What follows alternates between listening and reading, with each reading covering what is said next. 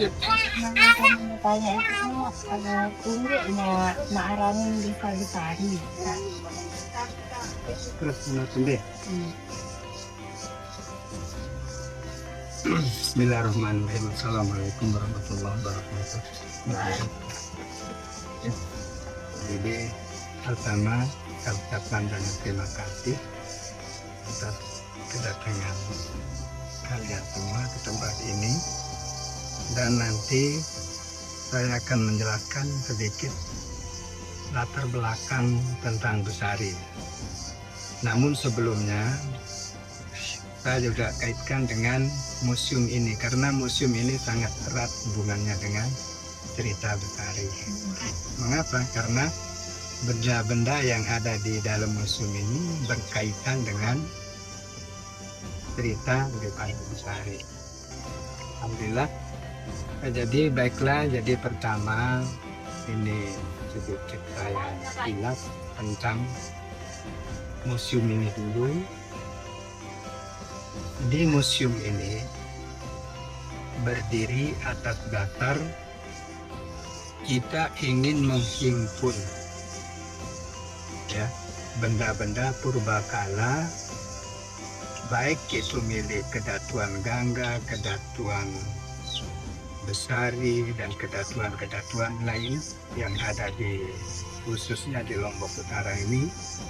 Namun yang khusus kita bicarakan tentang Besari ini. Baiklah, jadi yang pertama di dalam pengumpulan atau latar belakang daripada berdirinya museum ini tidak lain hanyalah untuk kita melestarikan benda-benda purbakala atau benda yang bersejarah khususnya di KLU ini. Ya. Nah, jadi yang pertama kita membuat museum ini dengan tujuan ya supaya ada tempat menaruh barang-barang zaman dulu ya yang berkaitan dengan sejarah. Kemudian supaya ada tempat siswa maupun mahasiswa yang ingin mempelajari sejauh mana sejarah-sejarah zaman dulu atau pri kehidupan dan budaya-budaya, baik itu budaya lokal maupun budaya yang lain. Nah, ini karena ini sangat penting artinya untuk kita menularkan kepada generasi muda, khususnya anak-anak yang masih di bangku kuliah maupun di bangku sekolah. Nah, itulah diantaranya. Kemudian Datu Besari ini ya dia mulai action ya, artinya mulai berdiri itu diperkirakan abad 16-17 Masehi ya. Nah, ketika itu cikal bakal daripada Kedatuan Besari ini adalah anak atau cucu daripada Datu Gangga. Cucu Datu Gangga ini dia ingin membuat kedatuan yang lain supaya mandiri. Akhirnya diizinkan oleh neneknya atau cucu daripada Datu Gangga itu membuat sebuah kedatuan yang ada di lembah Gunung Murmas sebelah barat air terjun Kertagangga. Nah, di sanalah letak daripada Kedatuan Besari ini. Nah, sekitar akhir daripada abad ke-17 ya, jadi ini akhir ya. Di sebelum itu saya ulas tentang jadi Kedatuan Besari ini memeluk agama Islam. Nah, kemudian karena saking tersohornya atau saking majunya kedatuan ini, maka banyaklah orang-orang yang ingin berkunjung ke tempat itu pada masanya ya. Nah, dan kebetulan mereka atau kedatuan ini memiliki sebuah pondok pesantren waktu itu. Jadi pondok pesantren itu sangat maju. Nah, dengan demikian maka orang-orang banyak yang ke sana untuk belajar ilmu agama. Di samping itu juga tatanan kekuatan daripada prajurit-prajurit kedatuan ini sangat bagus, tetapi dia tidak ngaur, ya, artinya kalau mau perang dia tidak begitu ingin perang. Sehingga mengapa demikian? Karena mereka itu pengetahuan agamanya sangat tinggi dan dia itu sangat sabar, ya, tidak mau saling sakit menyakiti antara sesama manusia. Itulah intinya. Nah, kemudian pada akhir abad ke-17 itu pas tahun 1740 datanglah kerajaan Karangasem dari Cakranegara, ya, untuk mau menaklukkan Lombok Utara ini. Khususnya pertama yang ditaklukkan itu adalah Kedatuan Sokong yang ada di Tanjung Sekarang, ya. Nah, kemudian setelah itu dia sudah menaklukkan di sini. Besok harinya dia ingin melanjutkan penyerangan ke Kedatuan Besari. Namun mereka di sini sudah mengetahui lebih dulu bahwa dia akan menyerang. Nah, untuk itu semua prajurit yang ada di Kedatuan Besari itu bersiap siaga, nah, sehingga pada malam harinya, ya, mereka berkumpul untuk membahas bagaimana cara kita untuk menghadapi daripada penjajah atau penyerang yang dipimpin oleh Karangasem tersebut. Nah, kemudian mereka sudah tahu. Nah, diadakanlah suatu musyawarah atau bahasa lain sangkep atau gundem, itu sama saja artinya.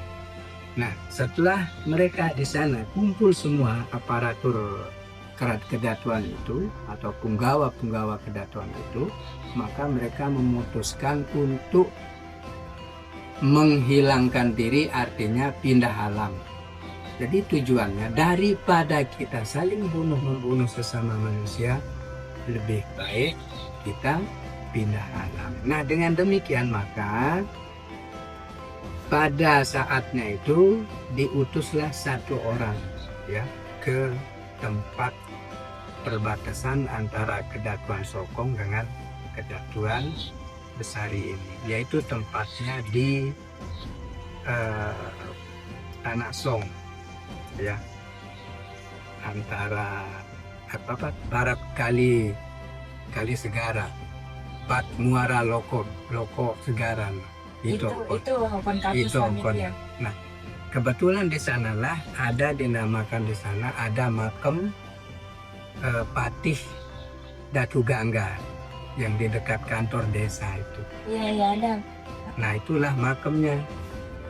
Makam daripada prajurit yang ada diutus untuk menjaga perbatasan. Nah, di sana adanya namanya Purwakan Gangga. Nah, Purwakan Gangga itu merupakan batas daripada Kedatuan Sokong antara Kedatuan Besari. Nah, kemudian setelah itu mereka yang di Kedatuan ini sudah siap siaga.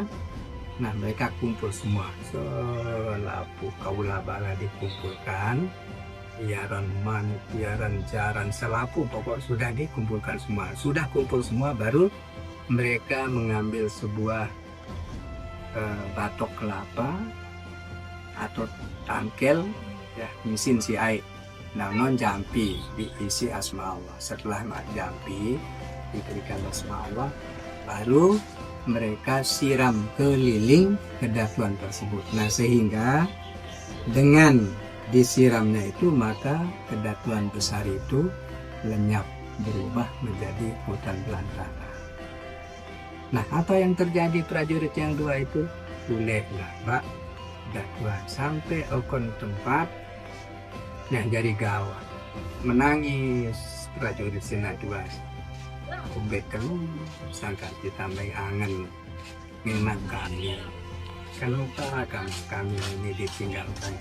Hanya keluar suara dari sela-sela dari alam gaib itu.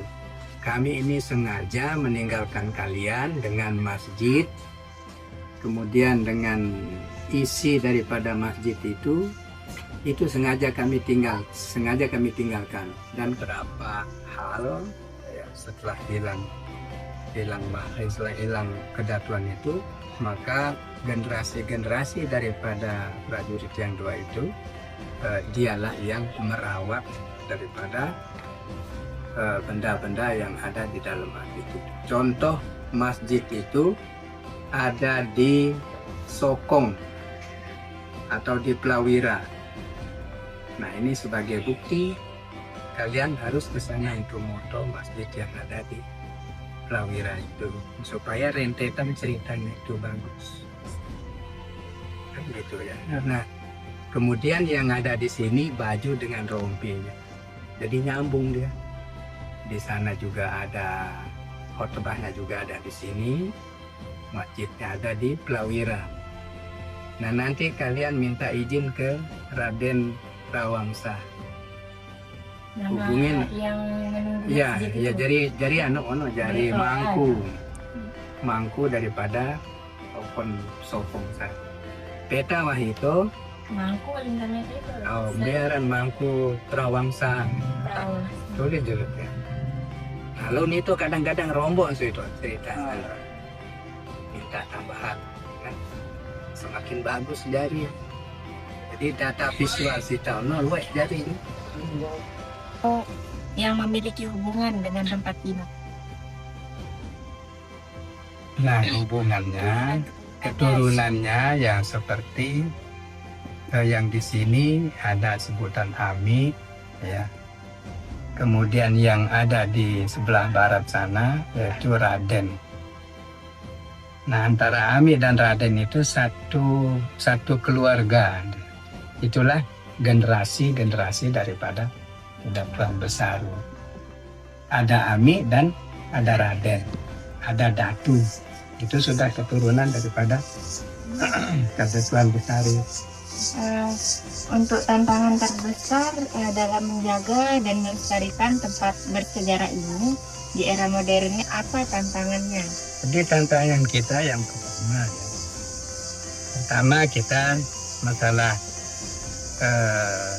benda-benda yang ada di dalam museum ini. Tantangannya itu kita di sini untuk perawatan, ya. Jadi untunglah ada bantuan dari dana desa untuk membuat rumah ini atau bangunan ini. Kemudian sudah kemarin direnovasi oleh dana reses Pak Hakamah, ya, DPR kita. Wakil DPR Lombok Utara, dialah yang punya reses ini. Nah, sehingga tantangan yang sangat kita ini itu hanya untuk perbaikan itu, ya.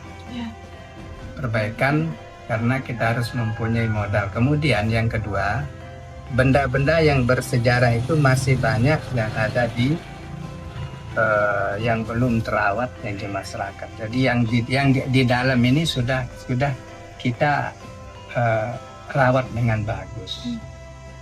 Dan ya, benda kutai tantangan itu kita pertama itu permodalan kita yang kepeng, ya, terus terang dari kurang. Dan mudah-mudahan ke depan museum ini sebagai tempat edukasi atau orang-orang kesini belajar untuk mempelajari bagaimana sih sejarah-sejarah yang ada di Lombok Utara ini.